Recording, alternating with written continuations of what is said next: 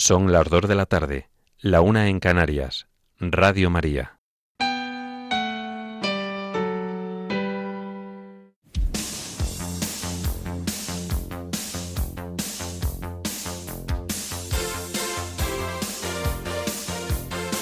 Servicios informativos de Radio María.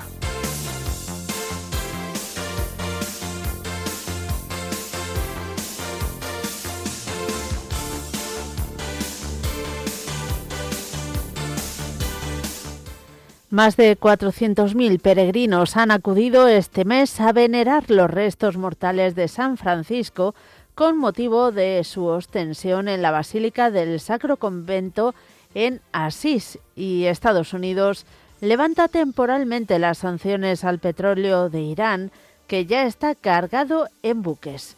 Estas y otras noticias en el informativo que ahora comenzamos. Buenas tardes. El Papa León XIV pide a los medios de comunicación una narrativa respetuosa y compasiva frente al dolor humano. La Iglesia en Venezuela celebra el 50 aniversario de las apariciones de la Virgen en Betania. Obras misionales pontificias y la Conferencia Episcopal Española convocan el encuentro misionero de jóvenes. Madrid acoge este fin de semana el Congreso de Familias y Docentes Católicos, organizado por la Fundación Educatio Servanda. El ejército de Sudán del Sur pide a las ONG que regresen a la ciudad de Akobo, de nuevo bajo su control. Cuba asegura que no negociará su sistema político ni con Estados Unidos ni con nadie. En España, el Boletín Oficial del Estado publica las medidas anticrisis del Gobierno que entrarán en vigor mañana. Aterriza en la base aérea de Torrejón un grupo de 200 militares españoles evacuados de Irak. Y en deportes, el relevo español mixto de 4x400 se cuelga la plata en el Mundial de Pista Cubierta.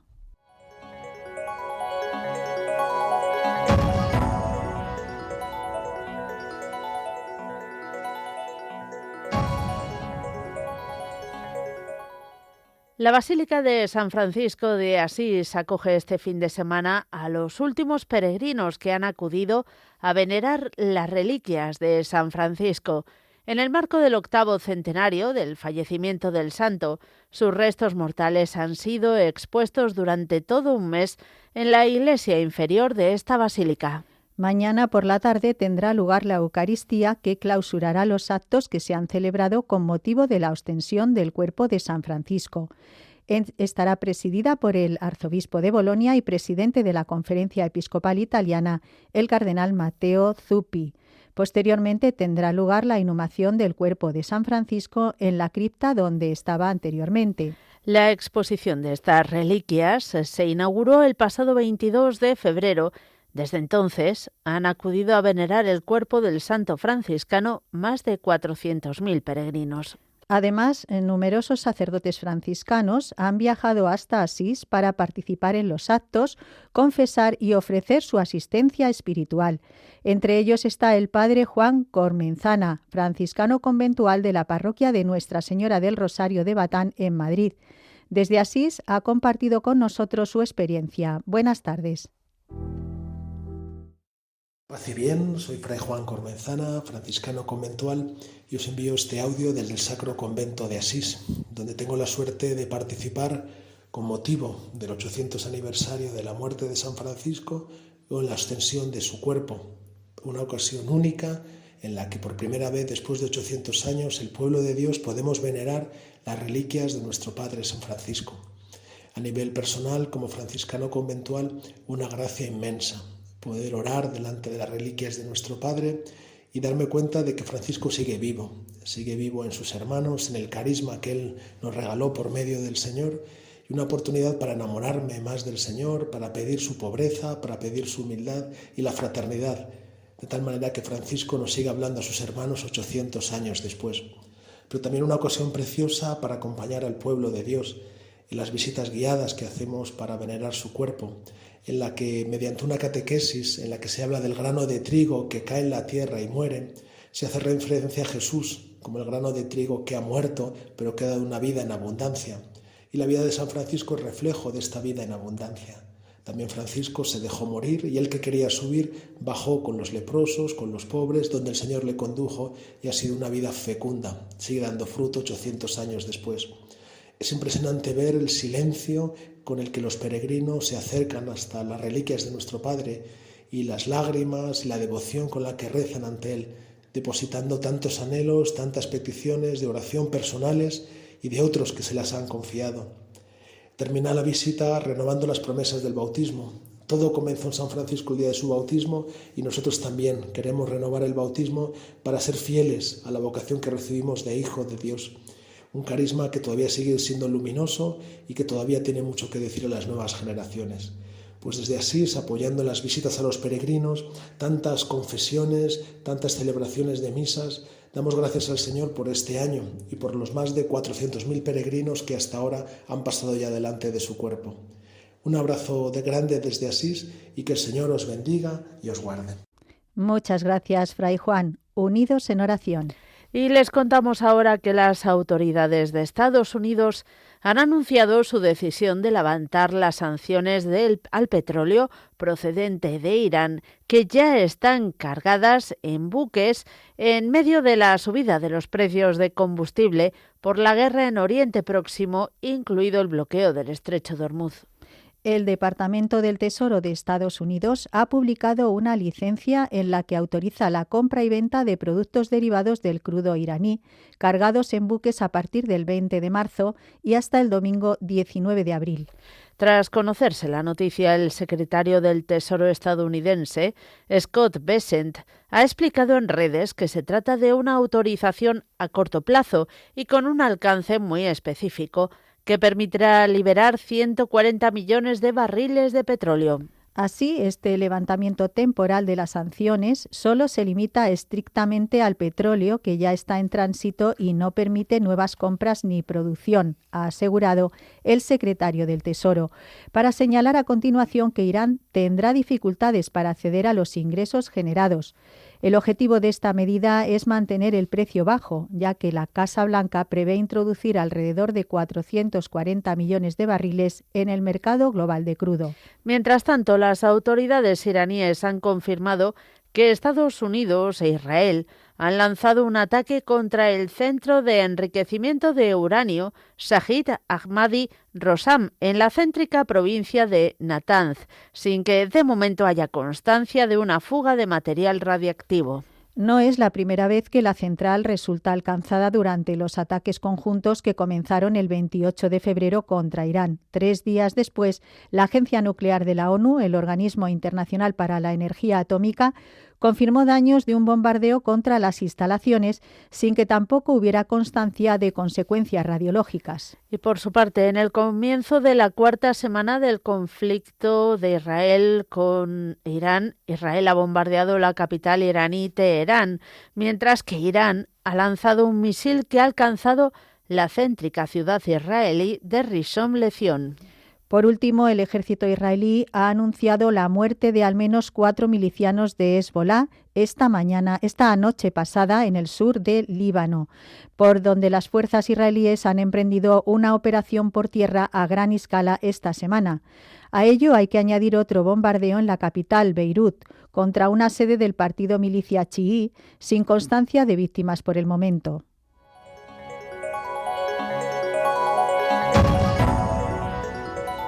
Noticias de la Iglesia en el mundo.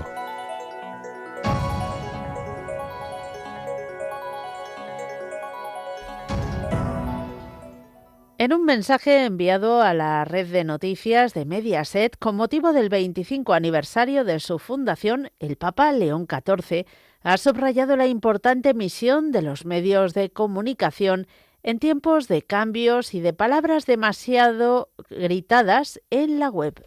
El Santo Padre en su mensaje ha dicho que en los tiempos actuales surge la importante misión de los medios de comunicación de construir puentes de diálogo fomentando el análisis profundo.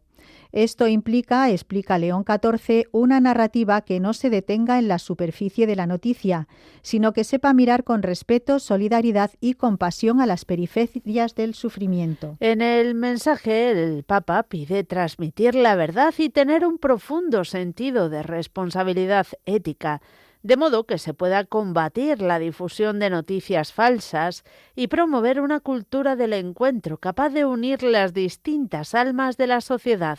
Otro punto que ha destacado León XIV ha sido la invitación a transmitir una información libre y respetuosa de la dignidad humana, ya que se convierte en una herramienta poderosa para emprender el camino hacia una paz desarmada y perseverante. Finalmente, antes de impartir la bendición apostólica, el Papa encomienda a la comunidad de trabajo de TGCOM 24 a la protección de San Francisco de Sales, doctor de la Iglesia y patrón de la prensa católica. En otro orden de cosas, les contamos que se ha presentado a los obispos de Irlanda un estudio que revela un sorprendente repunte de la fe en este país, especialmente entre los jóvenes. Con el título Un cambio de rumbo, tendencias religiosas recientes en la isla de Irlanda, este informe ha sido elaborado por Emily Nelson, catedrático de Teología y Sociología de la Religión de la Universidad de Santa María en Reino Unido, y por Stephen Bullivant, investigador de la Universidad de Notre Dame en Australia. En él se analiza la encuesta social europea 2023-2024 y datos del Instituto IONA, sirviendo una herramienta de reflexión como herramienta de reflexión pastoral. De este modo, Irlanda se mantiene entre los países más practicantes de Europa, con alta asistencia semanal a misa y bajo porcentaje de personas sin afiliación religiosa. En Irlanda del Norte el fenómeno es más marcado. Más del 40% de los católicos asiste a misa semanalmente y el 69% se identifica como cristiano. La Archidiócesis de Dublín refleja este repunte con un aumento de catecúmenos y candidatos, alcanzando cifras récord desde antes de la pandemia. Por su parte, el arzobispo de Armagh y primado de Irlanda, Monseñor Eamon Martin, ha recibido esta información con cautela y esperanza. A su juicio, no deben entusiasmarse demasiado pensando que esto es una reversión completa del evidente declive de la práctica religiosa en los últimos 10 o 20 años. Sin embargo, reconoce que el informe está percibiendo algo real y ha instado a los católicos a preguntarse cómo están respondiendo a este creciente número de jóvenes que quieren saber más sobre Dios, sobre la Iglesia y sobre la religión. Y nos vamos ahora a Venezuela, donde el próximo 25 de marzo se celebrará el 50 aniversario de las apariciones de la Virgen María en la finca Betania a la sierva de Dios María Esperanza Bianchini. Este lugar, conocido como el Lourdes de América, acogerá una serie de actividades espirituales organizadas junto al Movimiento de Espiritualidad Betania, con el fin de recordar el mensaje de reconciliación y unidad que la Virgen transmitió en sus apariciones. La celebración busca reunir a fieles, familias y comunidades en un encuentro de oración y fraternidad abierto a todos.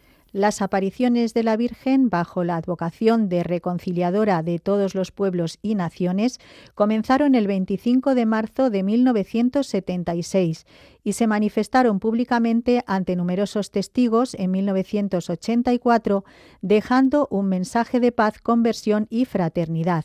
El santuario destaca que este aniversario es un momento providencial para fortalecer la fe y construir puentes de entendimiento en un mundo lleno de divisiones.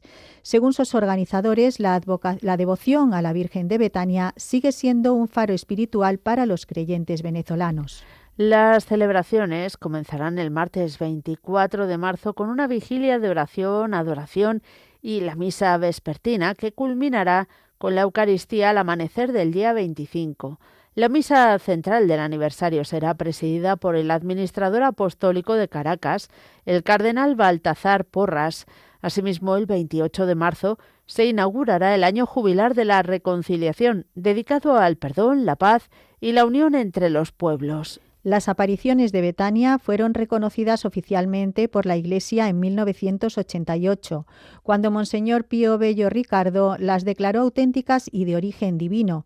Desde entonces, el santuario se consolidó como un importante destino de peregrinación y oración en Venezuela.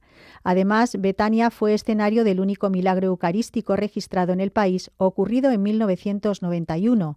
Este jubileo llega tras las nuevas normas del Vaticano para evaluar fenómenos sobrenaturales y mantiene viva la fe popular de la Virgen Reconciliadora, símbolo de esperanza y unidad para los católicos venezolanos.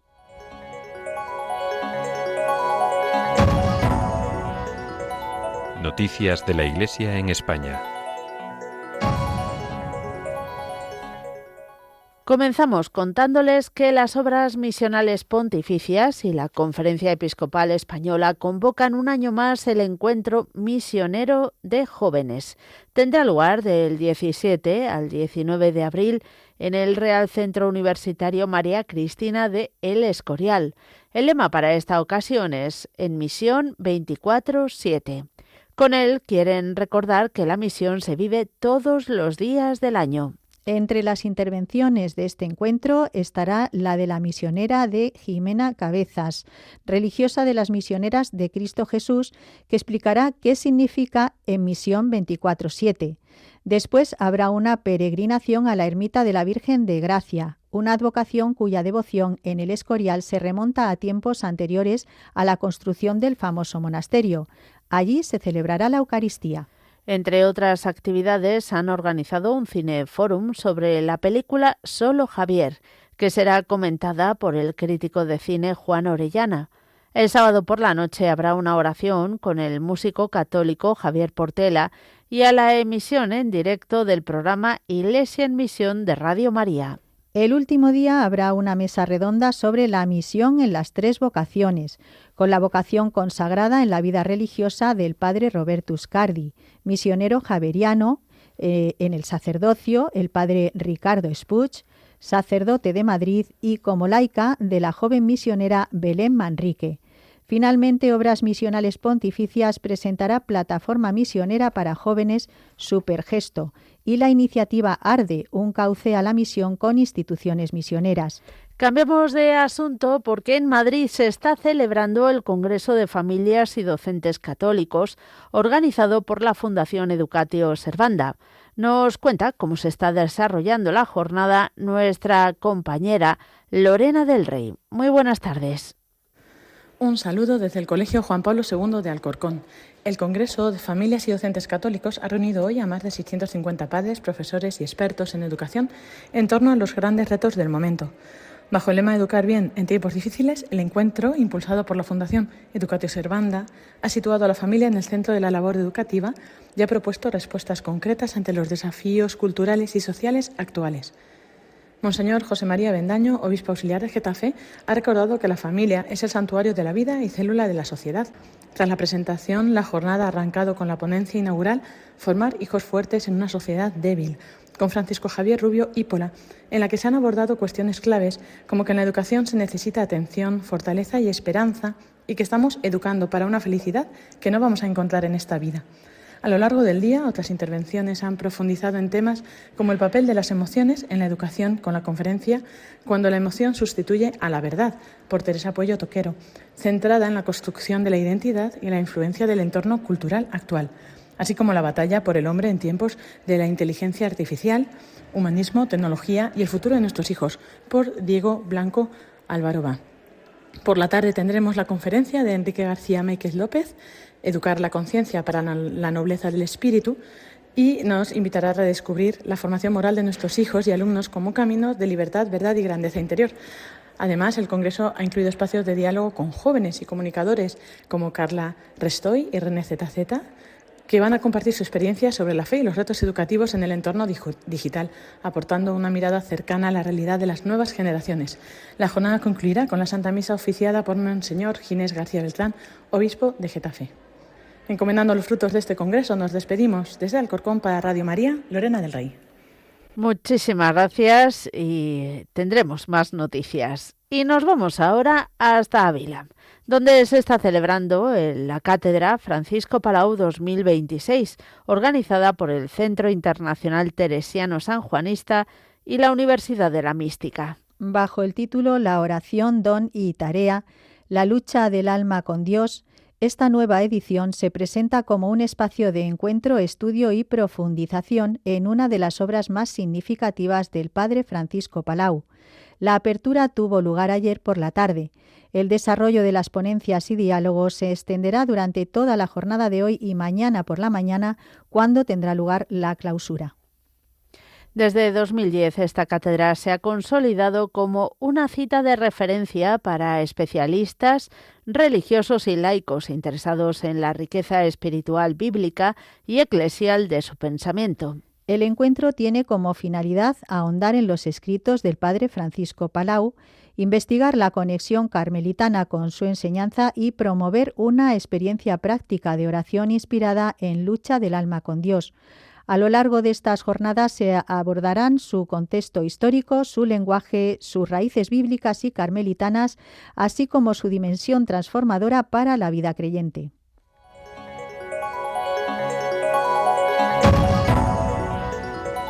Información internacional.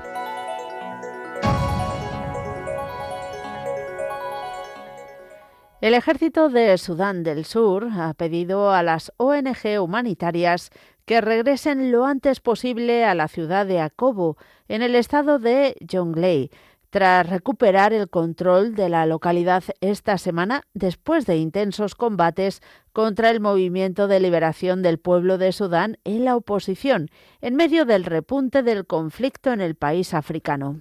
La importancia de la reanudación de las tareas humanitarias viene dada por el comienzo de la temporada de lluvias y el peligro que representan. En 2024, las lluvias torrenciales y las inundaciones afectaron a 1.400.000 personas y provocaron el desplazamiento de otras 380.000. Las Fuerzas Armadas sursudanesas, que ya emitieron en enero órdenes de evacuación similares en Jonglei, han lanzado durante los últimos meses varias ofensivas contra el Movimiento de Liberación del Pueblo de Sudán en la oposición en esta localidad. Unos combates que han provocado nuevos desplazamientos de población y han ahondado la crisis humanitaria en el país africano. Ahora el ejército sursudanés reitera su llamamiento a las agencias humanitarias para que regresen a Akobo tras el restablecimiento del control firme del Ejército Nacional en la localidad y alrededores. Y aquí en Europa, en Ucrania, continúan los ataques rusos en los que un hombre y una mujer han muerto y 2 niñas han resultado heridas por el impacto de un proyectil en la ciudad de Zaporizhia, en el sur del país, según han informado las autoridades ucranianas. Otras 6 personas han resultado heridas en otros ataques rusos en esa misma región. Además, Rusia ha atacado la línea de suministro eléctrico de Chernigov. En total, Kiev ha informado de 154 drones rusos detectados, de los cuales 148 han sido derribados. Por su parte, el Estado Mayor de las Fuerzas Armadas ucranianas ha informado de ataques contra regiones ucranianas bajo control ruso de Mariupol y Donetsk. Nos vamos ahora a hablar de Cuba. El Ejecutivo cubano ha rechazado cualquier cambio en su sistema político, pautado desde Estados Unidos, después de que el presidente Donald Trump asegurase que tendría el honor, según él dijo, de tomar o liberar Cuba, y ha abierto la puerta al establecimiento de una relación cordial entre Washington y La Habana, siempre y cuando ésta no implique cambios en el régimen político de la nación caribeña. El viceministro de Relaciones Exteriores cubano, Carlos Fernández de Cosío, ha puntualizado que no descartan que las dos naciones puedan alcanzar determinados acuerdos de interés mutuo, como ya ha ocurrido en experiencias anteriores, al tiempo que ha apuntado a la existencia de otros asuntos de repercusión para los dos países que pueden incluirse de forma prioritaria en las negociaciones. Por ejemplo, cuestiones relacionadas con la cooperación regional en materia de seguridad nacional y lucha contra el narcotráfico. Y la justicia de Colombia ha condenado a 22 años y 4 meses de prisión a Simeón Pérez Marroquín por su implicación en el asesinato en junio del año pasado del senador Miguel Uribe Turbay mientras participaba en un acto en Bogotá. La Fiscalía ha anunciado en un comunicado la condena impuesta a Pérez Marroquín por los delitos de homicidio agravado, concierto para delinquir agravado, uso de menores en la comisión de delitos y fabricación, tráfico, porte o tenencia de armas de fuego, accesorios, partes o municiones. Según esta información, Simeón Pérez Marroquín habría sido el encargado de planificar el ataque, llegando a facilitar el arma empleada para acabar con la vida del senador de Centro Democrático.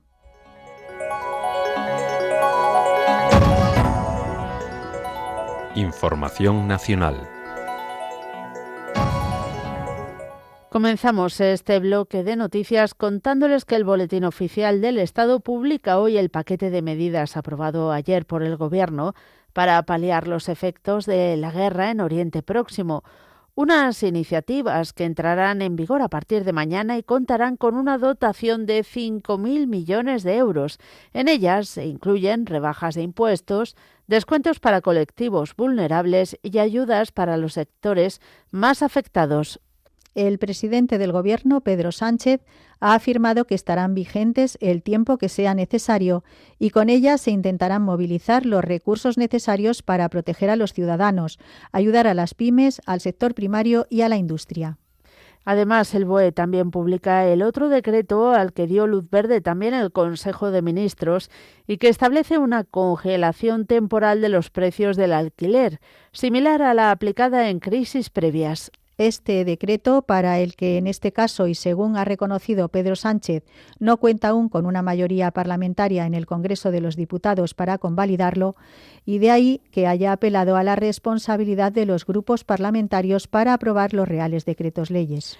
Y les contamos también que los 200 militares españoles evacuados de Irak han llegado esta madrugada a la base aérea de Torrejón en un vuelo procedente de Turquía, según ha informado el Ministerio de Defensa. Como ya adelantó ayer el Ministerio en un comunicado, los militares han sido recibidos por la ministra Margarita Robles y el jefe del Estado Mayor de la Defensa, el almirante general Teodoro Esteban López Calderón.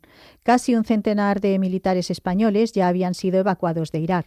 En concreto, 57 son los de operaciones especiales desplegados en la coalición internacional contra Estado Islámico, liderada por Estados Unidos, reubicados el domingo, mientras que 42 pertenecían a la misión de la OTAN en Irak. La decisión se tomó en coordinación con los socios de la OTAN después de que la Alianza Atlántica adaptara el mandato de la NMI debido a la escalada bélica causada por el ataque de Washington e Israel contra Irán.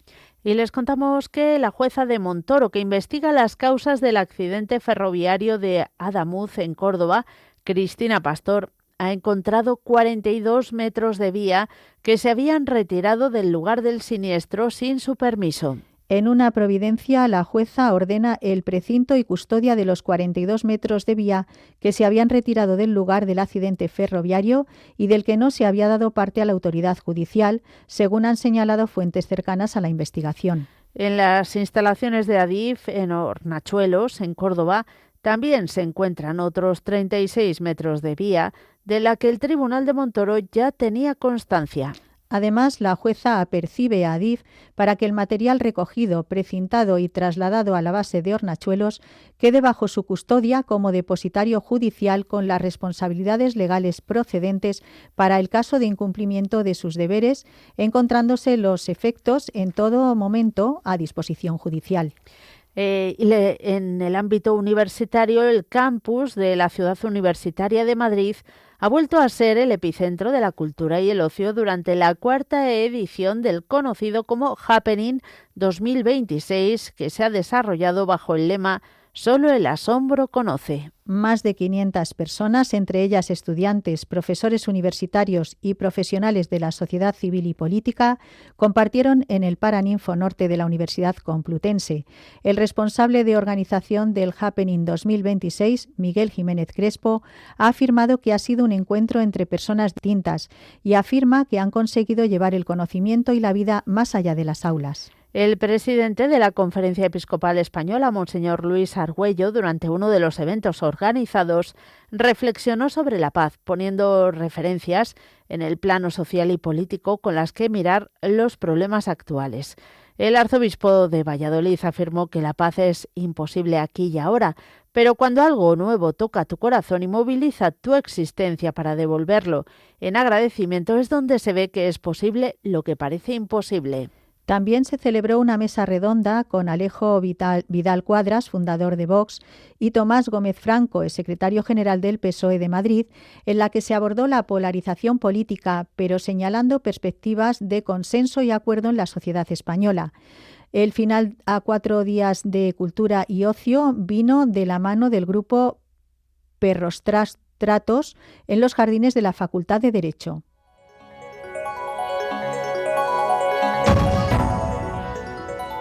Información deportiva.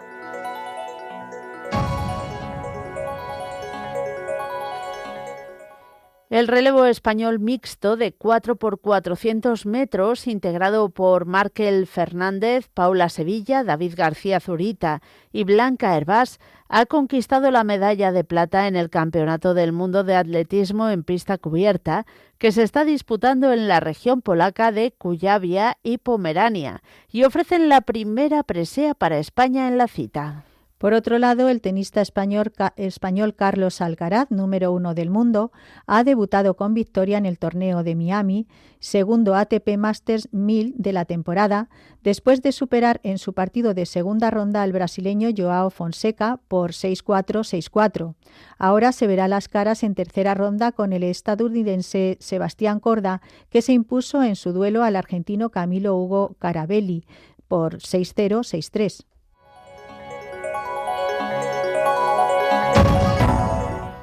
Y vamos a finalizar con la previsión del tiempo realizada por Miriam Herraiz. Esta tarde tendremos precipitaciones de moderada intensidad y acompañadas de tormentas en Canarias y en el suroeste peninsular. Más sol cuanto más al norte y al nordeste peninsulares. Tendremos bastante calima en la península. El viento soplará con bastante fuerza en el archipiélago canario, donde la mar seguirá alterada, y las temperaturas serán parecidas a las de hoy. Y mañana domingo, de nuevo, amaneceremos con nieblas en gran parte del territorio nacional. Continuaremos con precipitaciones de moderada intensidad en Canarias. En la península y Baleares se esperan precipitaciones más débiles, mientras que en el resto los cielos estarán bastante más abiertos y no se esperan precipitaciones. La calima seguirá presente en la península, aunque irá a menos. El viento soplará con fuerza en Canarias, en el Estrecho, en Galicia y en los sistemas montañosos. En cuanto a las temperaturas, bajarán las mínimas, pero subirán las máximas. Esto es todo por ahora. Los hemos acompañado en la redacción Cristina Abad y Conchita Martín, y en los micrófonos Ángela Gutiérrez y Mónica Martínez. Más noticias a las 10 de la noche, las 9 en Canarias.